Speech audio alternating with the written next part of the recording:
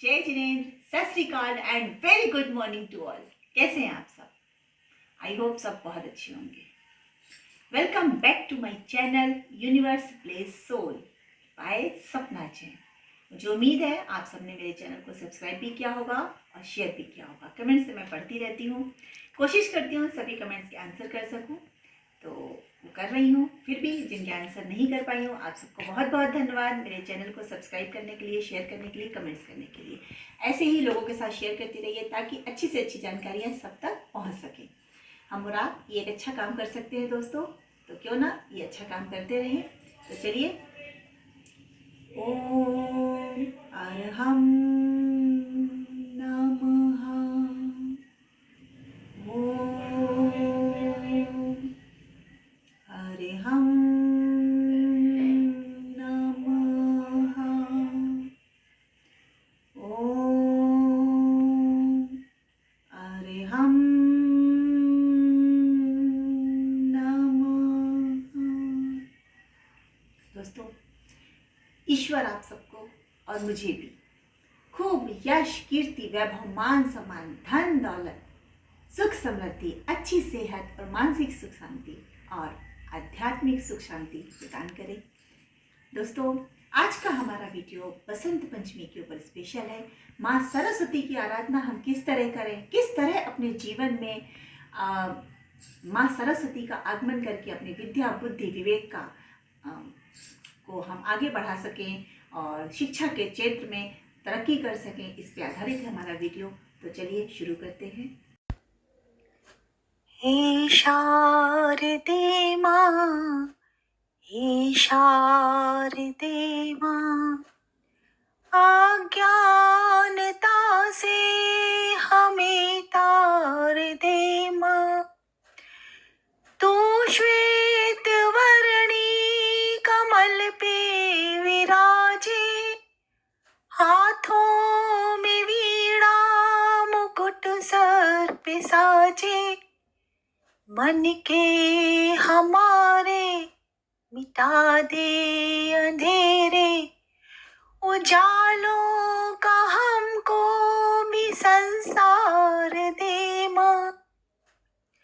हे शारदे माँ, हे शारदे माँ, अज्ञानता से हमें तार दे माँ।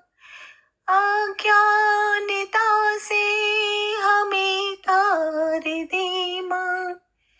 अज्ञानता से हमें तार दे माँ। आप सभी को बसंत पंचमी पर्व की बहुत बहुत शुभकामनाएं। यह शुभ दिन माता सरस्वती की पंचमी के नाम से भी जाना जाता है। शास्त्रों के अनुसार इस दिन माँ सरस्वती हाथ में वीणा, पुस्तक और माला लिए हुए आशीर्वाद की मुद्रा में श्वेत कमल पर विराजमान होकर प्रकट हुई थी। इसलिए इस दिन को सरस्वती माँ के प्रकाट दिवस के रूप में भी मनाया जाता है। ऐसा माना जाता है कि उनकी वीणा की मधुर धुन के कारण ही सृष्टि के समस्त जीव जंतुओं को, प्राणियों को वाणी की प्राप्ति हुई थी। तभी से माँ देवी सरस्वती को ज्ञान, विद्या, वाणी, कला और संगीत की अधिष्ठात्री देवी के रूप में से भी जाना जाता है। सरस्वती पंचमी या श्री पंचमी के दिन, इस दिन सभी लोग अपने अपने घरों में या मंदिरों में माँ सरस्वती का अनुष्ठान या पूजा विधान करते हैं। इस दिन सभी अपने लिए विद्या और बुद्धि की अभिलाषा रख के माँ सरस्वती से आराधना करते हैं कि उन्हें विद्या और बुद्धि माँ देवी प्रदान करें। यह दिन विद्यार्थियों के लिए बहुत ही महत्वपूर्ण दिन माना जाता है। जो छात्र पढ़ाई में कमजोर होते हैं या उनका ध्यान पढ़ाई या शिक्षा में केंद्रित नहीं हो पाता है, उन्हें बसंत पंचमी के दिन कुछ विशेष उपाय अवश्य करने चाहिए, जिससे उनकी हर एक समस्या का निवारण हो जाए। बसंत पंचमी के दिन बच्चे हों या बुजुर्ग, किसी भी उम्र के लोग क्यों ना हो, उन्हें माता की कृपा की आवश्यकता हमेशा ही रहती है। हर कोई चाहता है कि उसकी विद्या और बुद्धि में दिन प्रतिदिन बढ़ोतरी हो, ताकि विद्या और विवेक के बल पर वो माता लक्ष्मी को प्रसन्न कर सके। क्योंकि अगर आपके पास में विद्या और बुद्धि होगी, तो माता लक्ष्मी को प्रसन्न करना आपके लिए आसान हो जाएगा। इस दिन कुछ ऐसे कार्य हैं जो आपको अवश्य करने चाहिए।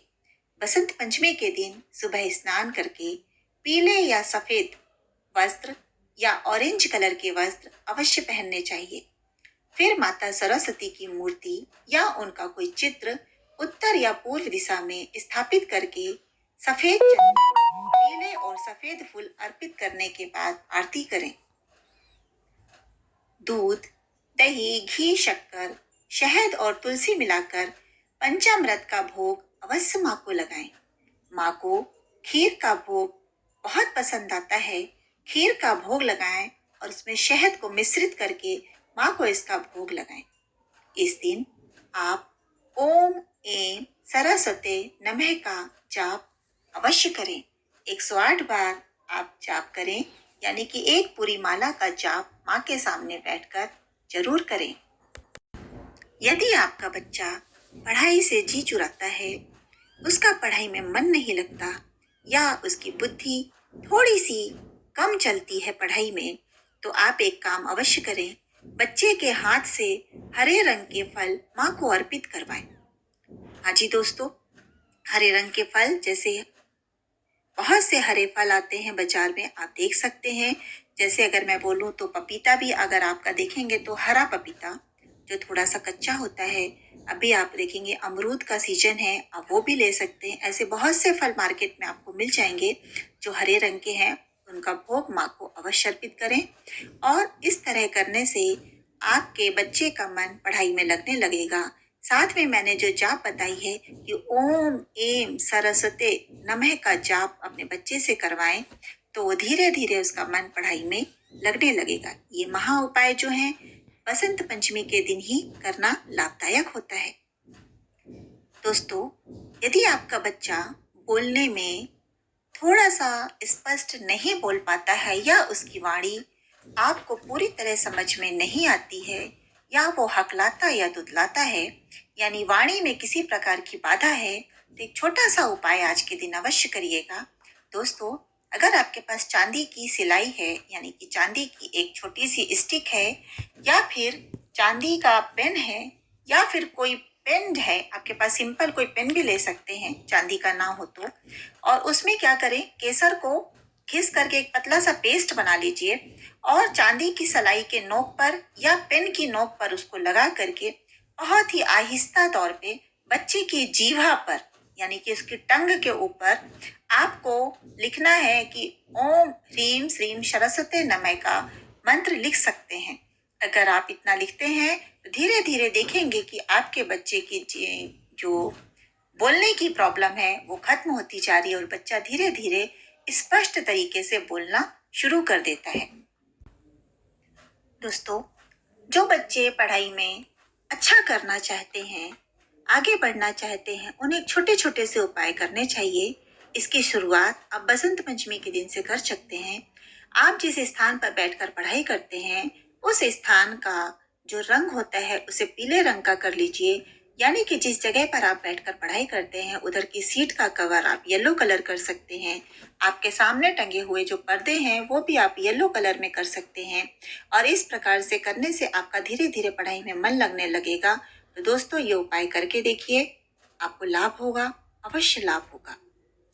इसके अलावा दोस्तों, आप एक काम और कर सकते हैं। जिस जगह आप पढ़ाई करते हैं अपने स्टडी रूम में, अपनी स्टडी टेबल के पास में माँ सरस्वती का कोई चित्र अवश्य लगा के रखिए।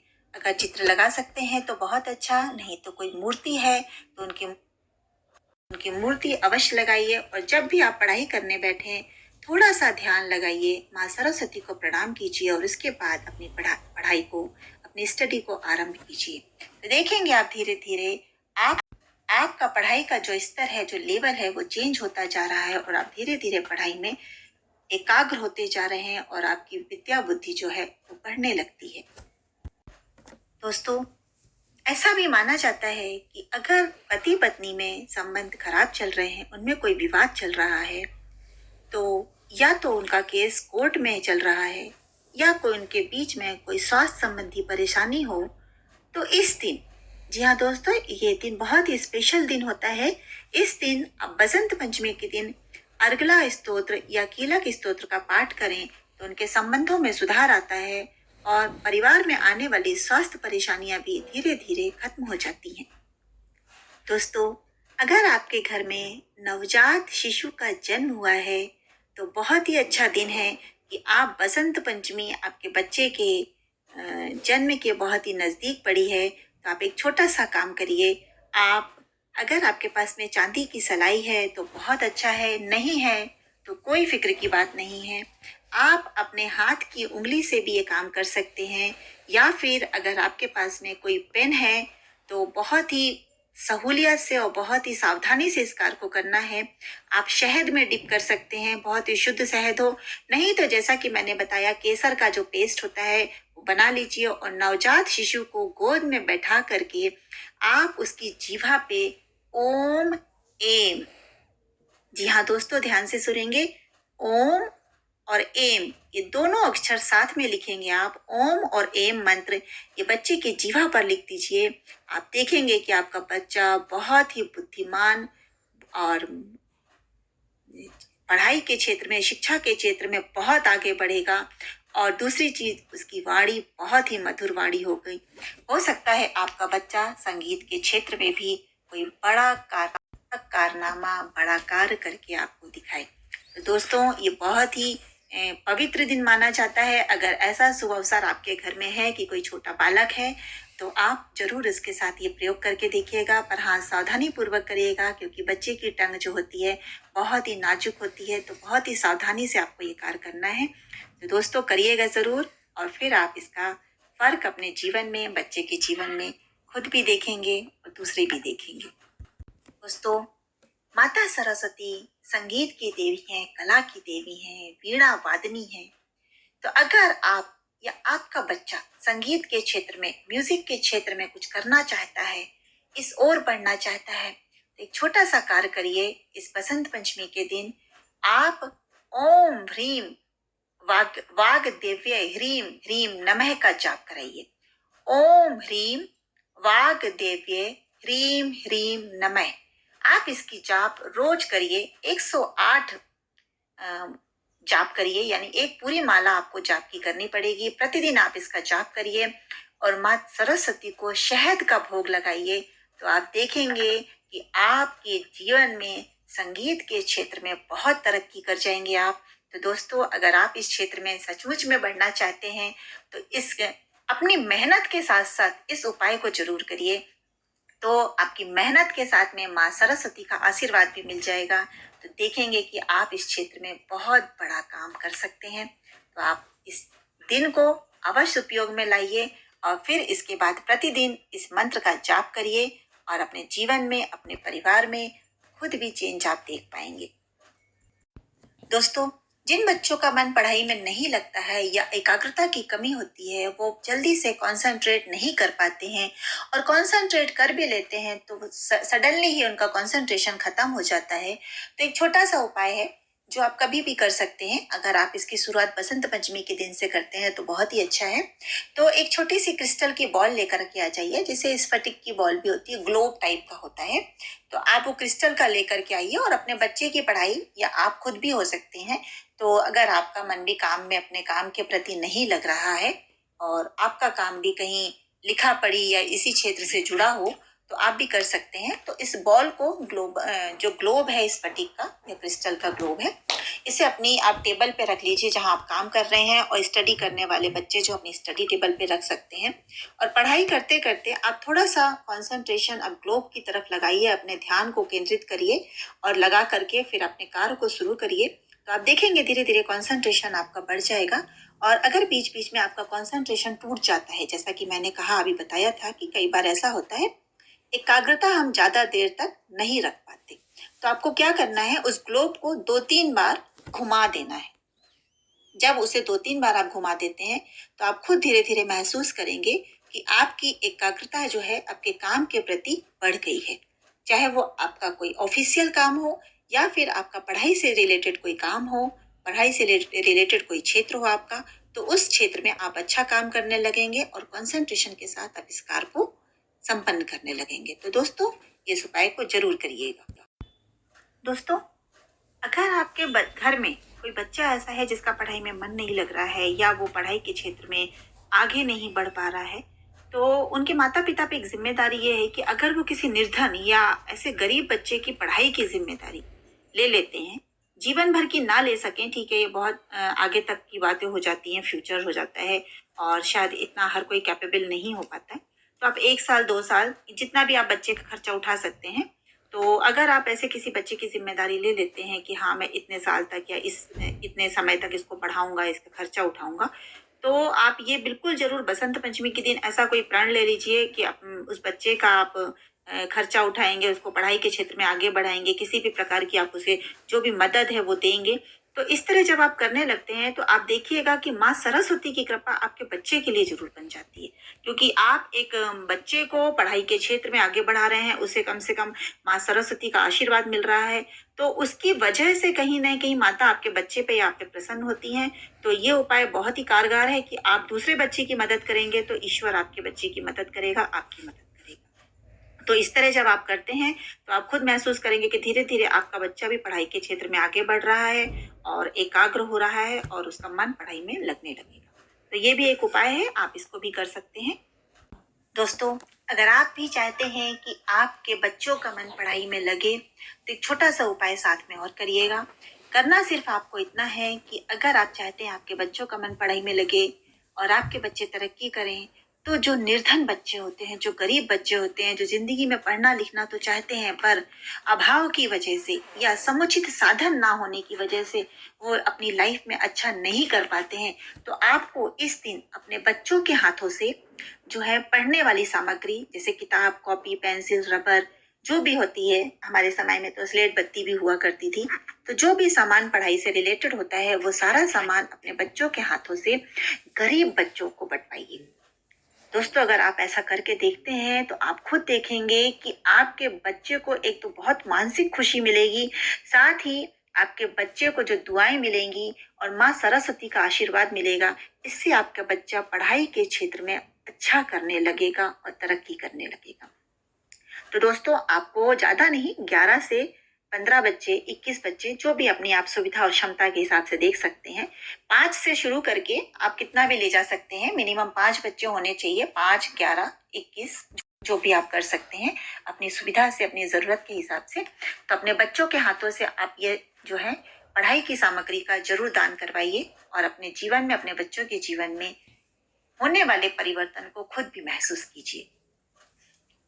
दोस्तों, इस दिन एक काम और करिएगा कि माँ सरस्वती को पीली चीज, पीले वस्त्र, पीले फूल बहुत पसंद आते हैं।